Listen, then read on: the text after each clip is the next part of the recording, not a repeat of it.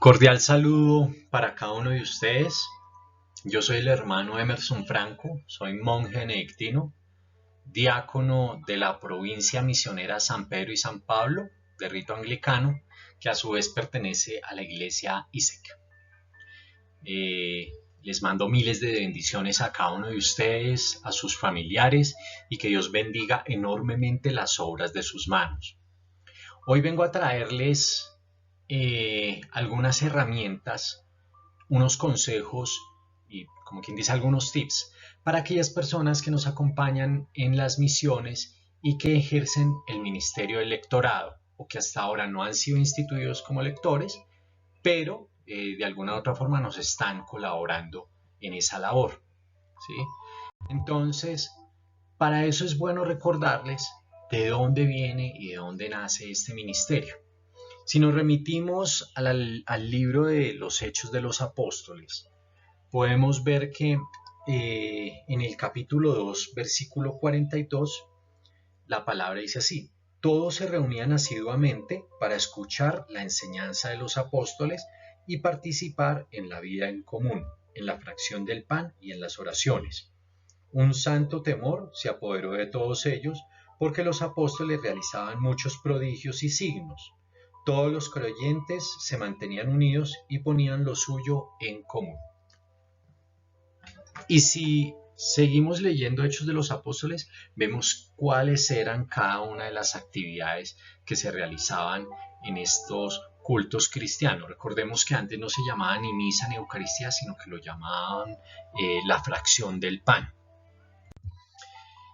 Debido a la importancia de la labor, porque es que nosotros estamos transmitiendo el mensaje de Dios a través de la palabra, a través de esa lectura de la palabra de Dios, es deber de los sacerdotes que las personas que nos colaboran con la lectura sean instituidas para eso, para ejercer esa labor, recordando, digamos, la importancia que tienen ellos, y es la transmisión del mensaje a través de la lectura.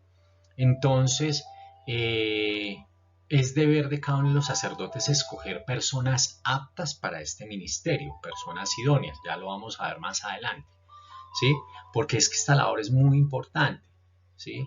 Los fieles llegan a escuchar la palabra de Dios, y qué mejor que sea de labios de una persona que lo hace de una manera adecuada, de una manera idónea. ¿Cuáles son las competencias del lector? Entonces, el lector hace, por ejemplo, en la Eucaristía Dominical, lo que comúnmente se llama como la primer lectura, el Salmo, pero aquí hago una aclaración. Qué bueno sería que el Salmo sea entonado por un salmista. Un salmista quiere decir alguien que sepa recitar el Salmo. Recordemos que la mayoría de los salmos están escritos en prosa. Entonces, chévere una persona que de alguna u otra forma sepa declamar el Salmo, ¿cierto?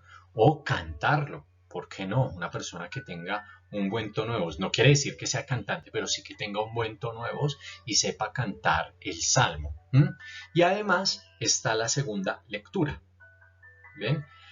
Y recordemos que el Evangelio solamente está reservado para diáconos y para presbíteros. Entonces, el lector, digamos como competencia, solo puede hacer la primera lectura, el Salmo, o la segunda lectura si el día lo necesita.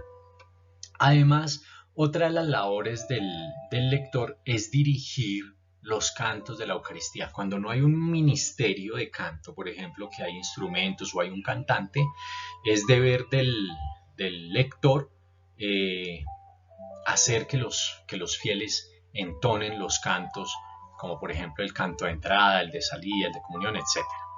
Bien,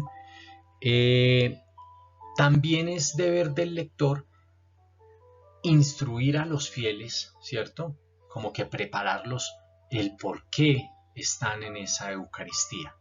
Si ustedes han asistido a algunas Eucaristías, saben que hay un comentador que antes del comienzo de la misa hace como un resumen de qué es lo que se va a leer, de qué tratan las lecturas, hace un resumen de lo que va a suceder, ¿cierto? Entonces como que ya prepara a los fieles para recibir esa Eucaristía de la manera adecuada. Si es un lector instituido, debe preparar a los demás, a los fieles que van a colaborar con la lectura. Si estos no son instituidos, entonces simplemente el lector instituido escoge de entre los fieles personas idóneas para la lectura, que vea que de pronto ya conoce, que tienen por ejemplo un buen tono de voz, que saben leer muy bien, entonces las escoge y les enseña cómo deben realizar las lecturas. Y además, si de pronto no se van a entonar cantos, uno de los deberes y las competencias del lector es entonar, por ejemplo, las antífonas que nos ofrece la liturgia para la Eucaristía. ¿Cuáles deben ser las características del lector? Cuando se dice que un lector debe ser una persona idónea, es porque en verdad se necesita que sea así. ¿Por qué? Porque, como les decía anteriormente, es la palabra de Dios la que debe ser transmitida, y para que ese mensaje de Dios sea transmitido a los fieles de una manera adecuada, debe saber leer, por ejemplo, ¿sí? No es lo mismo cuando yo cojo un texto, leo sin tener en cuenta los signos de puntuación, no voy a saber transmitir el mensaje, porque voy a transformar el mensaje en algo que no es. Entonces, por eso la persona idónea debe saber leer muy bien, ¿cierto? Eso significa que debe ser una persona con muy buena ortografía, porque cuando yo tengo buena ortografía, sé leer, ¿sí? Sé hacer las pausas en los signos de puntuación, las pausas que se deben hacer. Entonces, es deber del lector estar preparado para ese ministerio. Además, no quiero sonar de alguna otra forma como una persona que hace segregación, no. Pero, por ejemplo, cuando hay personas que sufren de alguna enfermedad que no les permite hablar bien o que no saben leer, no es bueno que hagan las lecturas, ¿sí? Porque el mensaje se va a ver alterado. ¿Sí? El mensaje se va a ver alterado. Entonces es bueno que de alguna u otra forma la persona que pueda leer lo haga de una manera efectiva, de una manera clara, y también que lo haga de una manera, como quien dice, concienzuda. ¿Sí? La persona que hace lectura de la palabra es una persona que normalmente debe meditar la palabra, estudiarla, alguien que de pronto hace lectura de la Biblia a diario. ¿Por qué? Cuando yo hago lectura de la palabra a diario, cuando yo leo la Biblia, ¿sí? Es porque amo y creo en lo que estoy leyendo, ¿sí? Y cuando yo tengo fe, voy a transmitir mi fe a través de esa palabra. Cuando yo amo ese mensaje, lo voy a transmitir con amor, con respeto, con sabiduría, ¿sí? Entonces es bueno que los lectores sean lectores asiduos de la palabra de Dios. San Benito, en la regla para los monjes, les voy a mostrar. Aquí tengo una santa regla, la santa regla de los monjes, que fue escrita por San Benito Abad, que es el padre del monasticismo, el padre de Europa. Él escribió en la santa regla, en el capítulo 38, versículo 12, lo siguiente: no lean ni canten todos los hermanos por orden, sino los que edifiquen a los oyentes. Y les voy a hablar desde mi experiencia. Es muy común que en los monasterios, siempre, todos los monasterios, en el momento de la cena y en otros momentos del día, mientras los demás monjes están tomando sus alimentos, están comiendo, están cenando, hay un monje que hace lecturas. La lectura de la Biblia, de la Santa Regla o cualquier otra lectura espiritual o documentos eclesiásticos, ¿sí? Entonces, ¿qué pasa? Esta persona debe edificar a los oyentes, muy bien lo dice la regla. ¿Ven? Esto lo saqué de la regla porque como buen monje benedictino me gusta transmitir las enseñanzas de San Benito a cada uno de ustedes, porque estas enseñanzas nos sirven a todos. Y lo que se busca con la palabra es eso, edificar. Entonces, yo he sido testigo de cómo, por ejemplo, hay hermanos en los monasterios pues que por alguna u otra razón no leen bien, ¿cierto? Entonces, ¿qué hacen los hermanos mayores, los monjes mayores? No los escogen para las lecturas, sino que escogen a alguien que de verdad pueda edificar con la lectura al resto de los oyentes, al resto de los monjes. Entonces es bueno que tomemos esta enseñanza de San Benito, de esto que fue escrito para los monjes, pero que también lo tengamos en cuenta cada uno de nosotros. ¿Cómo se debe leer? Entonces, es bueno que antes de realizar todas las lecturas y antes de la Eucaristía, normalmente yo, por ejemplo, lo hago con un día de anticipación y si no me alcanza con un día, lo hago con horas de anticipación. Yo tomo las hojas dominicales o la lectura, ¿cierto? Y la estudio. ¿Por qué? Eh, para ustedes no es raro que en la Biblia hay algunas palabras que son extrañas a nuestro diario vivir y que son muy complejas. Entonces, cuando yo preparo la lectura, ¿sí? Ya sé con qué palabras me voy a encontrar. Y en el momento en que yo haga la lectura en la Eucaristía, no se me va a dificultar leerlas, ¿sí? Además ya sé dónde hay puntos, dónde hay comas, dónde hay puntos suspensivos, dos puntos, entonces ya sé cómo transmitir ese mensaje. ¿Por qué? Porque ya hice una preparación. ¿Mm? Y en el momento de la Eucaristía, es bueno que los lectores, digamos, si hay 2 o 3 lectores, en este caso, por ejemplo, una Eucaristía dominical, estos se encuentren frente al altar, las personas que van a leer se encuentren frente al altar y hagan una inclinación profunda, demostrando respeto hacia el altar, ¿sí? Debe hacerse siempre este signo de respeto. También antes de las lecturas y antes de la Eucaristía, debemos calentar nuestra voz. ¿Por qué? Porque nosotros cuando llegamos a leer no debemos ni gritar, ¿no? Ni tampoco debemos leer muy suavecito, no. Porque nosotros lo que vamos a hacer es proclamar la palabra. Entonces necesitamos proyectar nuestra voz. No es lo mismo gritar que proyectar. No es lo mismo. Entonces es bueno que calentemos nuestra voz. Recordemos que para nosotros hablar hacemos el movimiento de diversos músculos, ¿sí? Entonces es bueno preparar estos músculos para entonar de una manera adecuada las lecturas que vamos a hacer en el día, ¿sí? No se deben leer los títulos o subtítulos. Si ustedes se dan cuenta, aquí en la hoja dominical hay algunos títulos y entre ellos dicen, por ejemplo, primera lectura, como vemos acá, ¿sí? O segunda lectura o salmo. Estos títulos no se leen. Yo no llego a la mona y digo, primera lectura. No, esos títulos no se deben leer.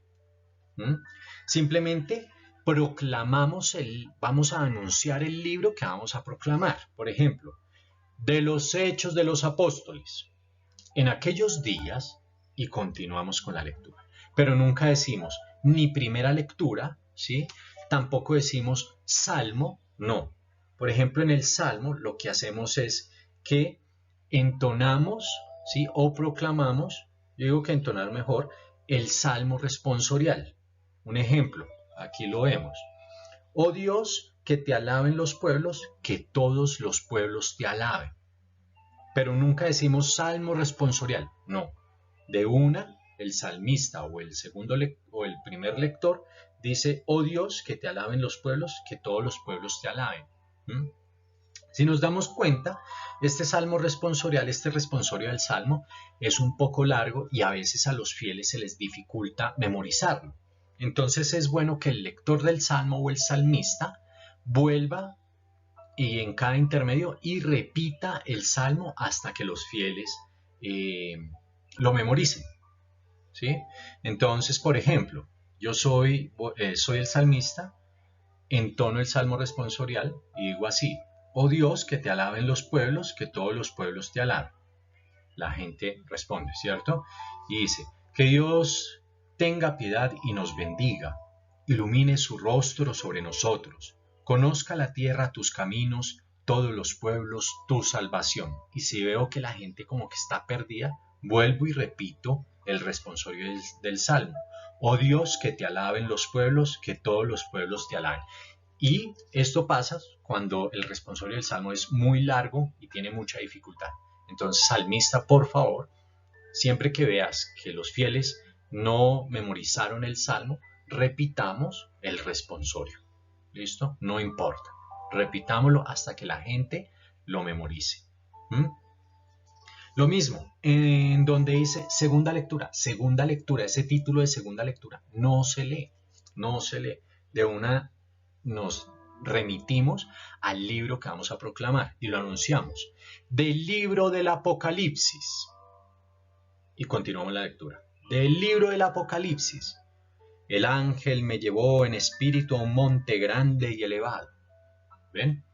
Entonces, recuerden, los títulos no se leen. Títulos y subtítulos no se leen. Simplemente anunciamos el libro que vamos a proclamar. Anunciamos el libro que vamos a proclamar. Como les decía anteriormente, es bueno que el lector haga un correcto uso de los signos de puntuación. Porque voy a tomar, por ejemplo, esta primera lectura. ¿Sí? Si yo digo, de los Hechos de los Apóstoles, en aquellos días unos que bajaron de Judea se pusieron a enseñar a los hermanos que si no se circuncidaban conforme al uso de Moisés no podían salvarse. Esto provocó un altercado y una violenta discusión con Pablo y Bernabé. No, mal, porque no voy a saber transmitir el mensaje. En cambio, si yo digo, de los Hechos de los Apóstoles, en aquellos días, unos que bajaron de Judea se pusieron a enseñar a los hermanos que, si no se circuncidaban conforme al uso de Moisés, no podían salvarse. Esto provocó un altercado y una violenta discusión con Pablo y Bernabé, y se decidió que Pablo, Bernabé y algunos más de entre ellos subieran a Jerusalén, etcétera, etcétera. ¿Ven? Suena muy distinto. Suena muy distinto. ¿Por qué? Porque estoy haciendo el uso correcto de los signos de puntuación. Es mentira el que dice que los signos de puntuación no se leen. Sí, los signos de puntuación de alguna otra forma sí se leen, sí se interpretan.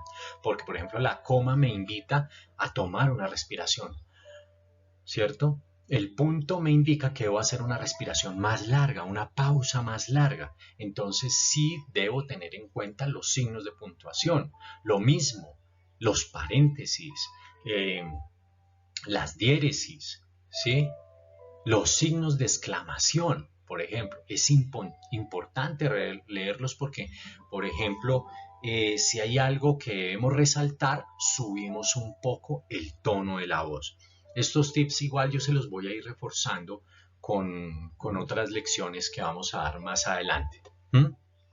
Otra cosa, hay que leer sin afanes, porque hay lectores que cuando leen pero rapidísimo, como si alguien los estuviera afanando. No, la lectura se hace con calma, con sobriedad, dándole importancia al mensaje. En aquellos días, unos que bajaron de Judea se pusieron a enseñar a los hermanos que, si no se circuncidaban conforme al uso de Moisés, no podían salvarse. Debemos hacerlo de una manera adecuada, ¿sí? Entonces, por favor, tengamos en cuenta cada uno de estos tips para la lectura. Y así hay muchos más tips que más adelante voy a irle dando a cada uno de ustedes. Por favor, es bueno que también, por ejemplo, antes de la Eucaristía, leamos en voz alta las lecturas, ¿sí? Para de alguna u otra forma, como quien dice, soltar la lengua, ¿sí? Teniendo en cuenta las palabras que hay en los textos. Entonces sí es bueno que preparemos siempre nuestras lecturas, siempre preparemos muy bien nuestras lecturas, porque como bien lo dice Elena White, que es una creyente pentecostal de la iglesia pentecostal, es adventista, ella nos dice, a través de la palabra, Dios se traslada al corazón. Vea las palabras de esta mujer que es adventista. A través de la palabra, Dios se traslada al corazón. Muy hermosa esta frase. Porque sí, porque cuando nosotros leemos ese amor de Dios que está implícito en la palabra, se adueña de nuestros corazones y anida allí. ¿Sí? Entonces, tengamos en cuenta estos tips, estos consejos y que sean de provecho para ejercer un sano ministerio electorado. Que Dios los bendiga enormemente y que tengan un excelente día. Hasta luego, hasta pronto.